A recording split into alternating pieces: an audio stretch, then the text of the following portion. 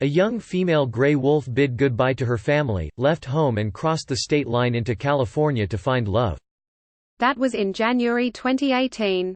For the next 2 years, the wolf known by scientists OR54 wandered through mountains and pastures, occasionally killing livestock for food.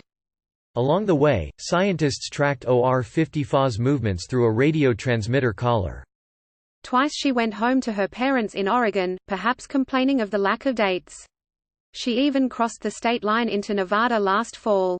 All the while, she kept walking, an average of 13 miles each day, in search of a mate.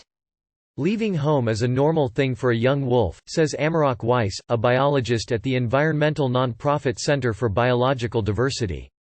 Weiss says, when wolves get to 1.5 or 2 years old, they are striking out from their birth pack, they are out there looking for mates and territory of their own. Even within her family, this was a common thing. OR54's father, OR7, had looked for a mate in California for years before returning to Oregon to have pups. OR54's story sadly came to a close this week when she was found dead in Shasta County. California's Fish and Wildlife Department is doing a necropsy to determine the cause of her death. She was only 3 years old. OR54's journey took her further south in California than any other wolf since 1924, when the species was extirpated. Wolves look for a partner by leaving urine markings and coming back to check them after a little while. It's P-male, says Weiss. But the fact that OR54 never found a mate and settled down gives us info that there aren't a lot of wolves in that area. Gray wolves, once abundant across the U.S., were almost completely eradicated by a concentrated effort by the government during the 19th and 20th century.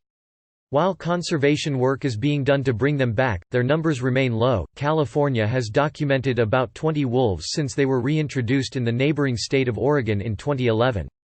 In an area with a healthy gray wolf population, she would have been trying to pair up in December or January and would have been pregnant in February. Valentine's Day actually has its origins in a celebration of wolf fertility, Weiss says. She should have been giving birth to a litter of pups in April. She never found a mate in 2018, 2019, and now she's not going to get to do it, Weiss says. Knowing what they're after while they're dispersing, you have this sense of an unfilled future. Her radio collar linked her with the death of livestock killed in areas she was passing through. Last fall, the battery on her collar began to die, and the transmissions became more scarce. The data that did come in showed her collar in one spot this winter, not moving. Wildlife officials traced her to the spot, and found her carcass. The investigation is continuing, so the cause of OR54's death is not yet known. Weiss says that the life of a wolf is a rough one, in a pack or solo, and there are many reasons a young, healthy wolf could die. She could have been kicked in the head by a deer while hunting. She could have choked on the liver of a raccoon, which happened to a wolf in Yellowstone. She could have been hit by a car. Or she could have been killed by a poacher. It wouldn't be the first time. Another Oregon wolf in California, OR59, was found dead in suspicious circumstances in December 2018. The wolf was shot near the small communities of Lookout and Bieber, the wildlife agency said. Just last month, officials announced a $2,500 federal award for any information on the wolf's death. Gray wolves are covered under both the Federal Endangered Species Act, as well as the California Endangered Species Act, the Fish and Wildlife Department says. We take very seriously any threats to this recovering wolf population. We are currently investigating the circumstances surrounding OR54's death. We remind the public that killing a wolf is a potential crime and subject to serious penalties including imprisonment. Weiss says it's likely that wolves will continue to push south into territory they haven't experienced since the early part of the 20th century.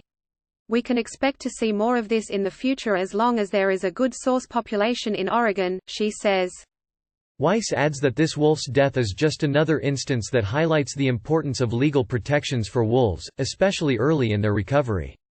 Laws may not stop people, but if they are caught, they face real penalties, she says. No matter what you think of wolves, poaching is just wrong.